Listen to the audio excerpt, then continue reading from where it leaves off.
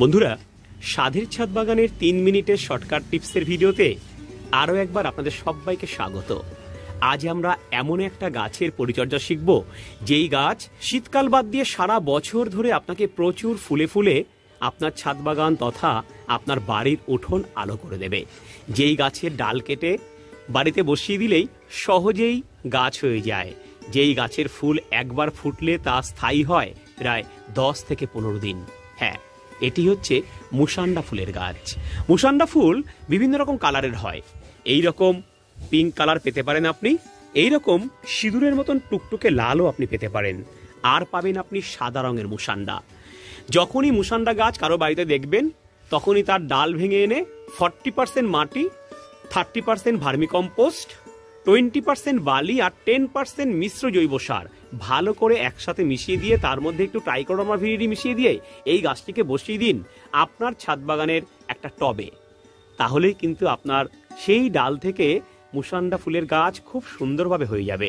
মনে রাখবেন, মুসান্ডা ফুলের গাছ টবের মধ্যে জল জমে থাকা একেবারেই পছন্দ করে না। তাই ভালো ড্রেনেজ সিস্টেম যুক্ত টবে আপনি এটাকে লাগাবেন, অথবা এইরকম গ্রো ব্যাগে আপনি লাগাবেন।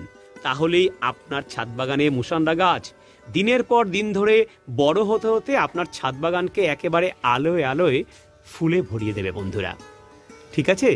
সূর্যালোক এই গাছের একমাত্র সম্পদ। তাই যেখানে 6 থেকে 8 ঘন্টা সূর্যালোক থাকে সেখানেই এই গাছটিকে বসিয়ে দিন। দেখবেন আপনার গাছ কিন্তু সুন্দর হয়ে উঠছে। প্রত্যেক 10 দিনে 2 চামচ মিশ্র জৈব সার এই গাছের মাটিতে দিয়ে দিন। আর ফাঙ্গিসাইড দিতে গেলে আপনাকে দিতে হবে অ্যামিস্টার টপ 1 ml 1 লিটার জলে গুলে এই গাছের পাতায় আপনাকে স্প্রে করতে হবে। তাহলেই এই গাছের মধ্যে কোনো রকম কোনো ফাঙ্গাস লাগবে না। বর্ষাকালে ওরা যদি খুব বৃষ্টি হয় তাহলে গাছটিকে শেডের নিচে অবশ্যই রাখবেন। আর এই গাছের বিশেষ করে লাল মুসান্ডা গাছের একটা বিশেষ রোগ হয় শীতকালে, সেটা হচ্ছে কুয়াশা শিশির করার আঘাতে এর উপরের ডালগুলো ডাইভ্যাক হতে শুরু করে। তাই লাল মুসান্ডা গাছ শীতকালের সময় আপনারা অবশ্যই চেষ্টা করবেন রাতের বেলায় শেডের নিচে রাখতে, এবং অবশ্যই গাছের উপরে একটা আলো জ্বালিয়ে রাখতে।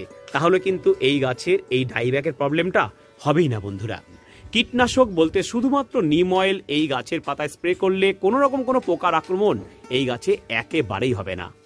তাই আজই বলছি, আপনারা নার্সারিতে গিয়ে মুসান্ডা ফুলের গাছ এরকম খোঁজ করে বাড়িতে লাগিয়ে নিন। কেমন লাগছে এরকম 3 মিনিটের শর্টকাট টিপস অবশ্যই লিখে জানাবেন। পরবর্তী ভিডিওতে আবার দেখা হবে। Tata, good bye.